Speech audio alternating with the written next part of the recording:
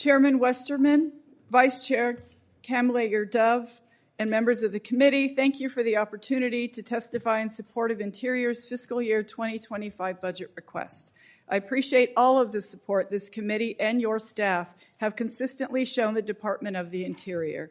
I have especially enjoyed visiting so many of your home districts. Every trip informs my understanding of the issues important to the American people, the impact of the work that we do, and how our budget can support those interests. Our 2025 budget totals $18 billion in current authority. First, I want to highlight several important proposals: permanent pay legislation and reforms for our wildland fire workforce, mandatory funding for future Indian water rights settlements, and reclassifying contract support costs and leasing payments to tribes from discretionary to mandatory funding starting in 2026. This administration has made a steadfast commitment to strengthen government-to-government relationships with tribal nations.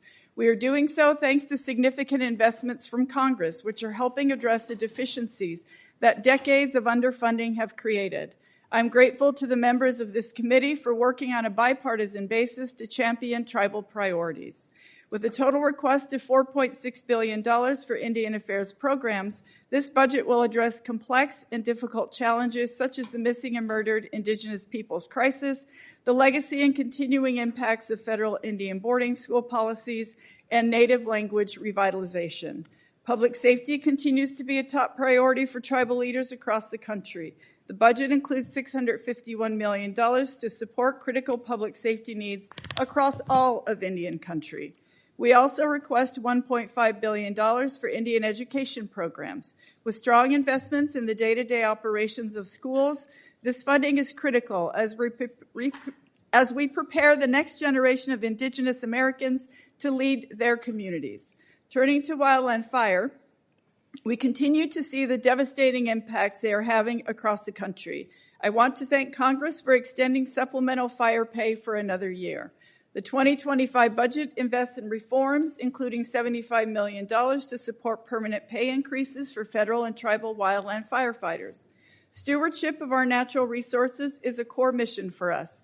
Interior manages about 20% of America's lands and is responsible for protection and recovery of more than 2,300 endangered and threatened species. Our request includes $2.8 billion in annual funding for conservation efforts that support key initiatives such as wildlife corridors and implementing the National Seed Strategy.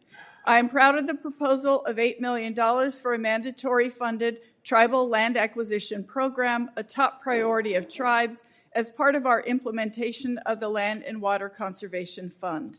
This proposal honors the role tribes play as stewards of the lands and will help ensure they have resources to ensure healthy lands for future generations.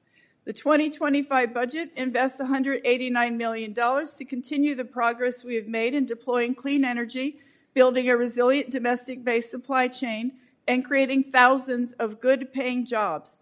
The demand for renewable energy has never been greater, and Interior is leading the way to a clean energy future.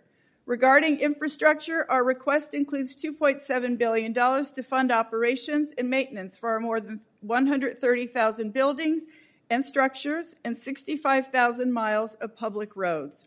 In addition, there is $1.6 billion in mandatory funding available in 2025 through the Great American Outdoors Legacy Restoration Fund. We are currently executing 326 GOA-funded projects with 83 additional projects requested for 2025. We cannot address our major maintenance needs through annual appropriations alone. I look forward to working with Congress to reauthorize the GOA Legacy Restoration Fund. Overall, the President's budget request for Interior invests in programs to strengthen our nation for all Americans. This great work would not be possible without the dedication of career public servants at Interior. I look forward to our continued work together on these important issues. Thank you for your partnership and support of the important work of the department and its incredible employees. I am pleased, we are all pleased. Denise, Acting Deputy Secretary Daniel Davis, and myself are pleased to answer any questions you may have. I yield back.